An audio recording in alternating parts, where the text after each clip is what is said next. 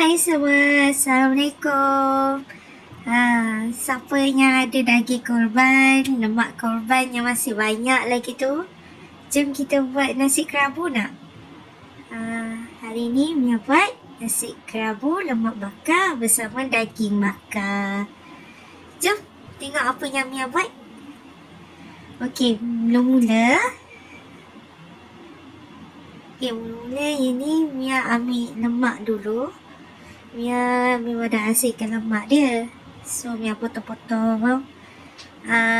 Potong bagi kecil je. Jangan terlalu besar. Sebab nanti tak sedap pun. Lemak makan banyak-banyak kan. Dia potong. Jangan terlalu kecil. Sebab nanti dia bila kita bakar dia akan kecut juga. Okay, so ni Mia potong-potong lah. Dalam sekilo juga Mia rasa lemak ni. Lemak ni campur dengan daging-daging yang sebelum ni lah. So sayang kita nak buang, kita kumpul-kumpul, boleh masak lemak bakar kan. Siapa macam Mia suka kumpul lemak. Okay, so Mia potong-potong, lepas tu Mia cuci.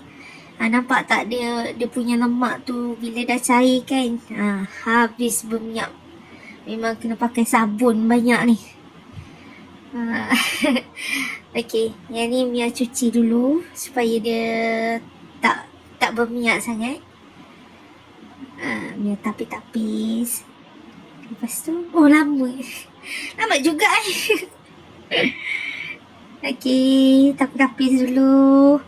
Kita basuh-basuh dulu. Okay, jom kita perap. Yang ni Mia letak sos tiram sikit, sos ikan sikit, garam sikit, gula lebihkan sikit sebab nak bagi manis, serbuk cili untuk bagi warna, kicap untuk cantikkan colour lah. Okey, lepas tu kita kacau-kacau. Lepas tu Mia macam letak madu, nak bagi manis kan. Letak madu.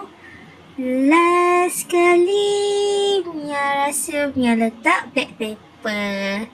Okay, kita perap. Lagi lama perap, lagi sedap, lagi menusuk-nusuk ke dalam perapan ni. Okay, dan ni daging korban lah. Daging korban yang Mia dapat ni sangat liat. Nak hiris senipis iman, tak mampu Mia sebab sangat liat. So Mia cakap dengan Mami lah, Mami daging ni boleh ke kalau kita pressure dulu semua ke kan. Mami kata boleh. Okay, so Mia bersihkan mana yang kotor-kotor, mana yang betul-betul urat ke apa ke, Mia bersihkan lah. Memang time ni lama gila. Macam kulit. Mia rasa tu kulit. Sebab ni first time Mia dapat daging korban yang macam ni. Kan, maaf lah, Mia pun masih belajar. Jadi macam, Mami, benda ni boleh tarik lah. Jom kita tarik lah. Tarik lah, buat lah. Kalau tak boleh ambil daging lain. Lepas tu kita cuba sampai berjaya. Kita lama. Ni actually Mia kedua untuk buat pakai voice Mia. So maafkan Mia.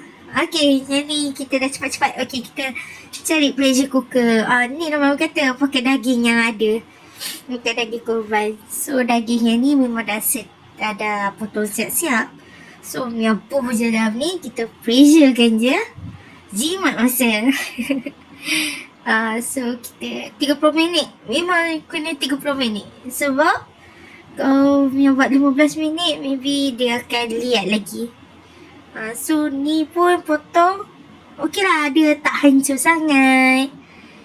Dia macam okey lah, senang potong, senang kunyah. Orang yang tak ada gigi pun boleh kunyah. So daging ni lembut dah. Sebab kita dah pressure, kita potong nipis-nipis.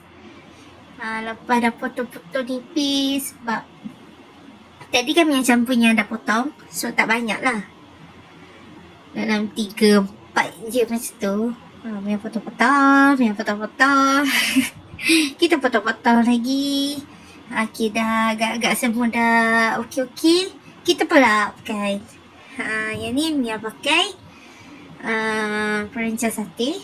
Korang kena try masak ni pakai perencah tu. Sedap gila weh. Sumpah sedap. Okay, yang ni Mia letak ketumbar, jintan manis, serbuk cili, garam, gula. Gula ni tak ada banyak sangat. Sos tiram. Lepas tu Mia rasa Mia letak gula merah juga sebab nak bagi manis. So Mia letak sos ikan. Mia ni masak main agak-agak je. Kalau rasa nak letak, rasa tak nak, sudah. Okay, yang ni pun perap. Kalau nak makan malam, buatlah dalam tengah hari tu. Pukul 11 macam tu Mia buatlah. So dia sedap. Supaya perapan tu merasa ke daging kan. Okay, yang ni macam biasalah kita pakai tipu punya. Sebab bunga tak jumpa lah dekat rumah Mia ni. Susah sangat nak dapat bunga talang tu kan. So kita pakai pewarna je lah. Ni Mia nak buat bahan untuk tumis pudu. So Mia pakai bawang merah, bawang putih, halia, serai. Serai tu ketuk-ketuk je lah. Okay. Lepas tu kita masuk blender. Kita blend je. Tak payah susah-susah. Dia kalau nak sedap lagi banyak bawang lagi sedap ni ya. Tapi ikutlah sebab Mia buat portion tak banyak. Biasanya 2 ulas 3 ulas tu dah cukup dah. Lambat. Okay, yang ni Mia potong serai, ketuk. Ingat nak pakai 4 tapi macam tak apalah, nak buat sikit je. Mia pakai 2 je. Okay, then Mia tumis. Campur dengan asam keping, campur cili blend 1 sendok. Sebab kita buat sikit. Kalau buat banyak, bolehlah banyak. Macam tu. Jangan berbazir ya.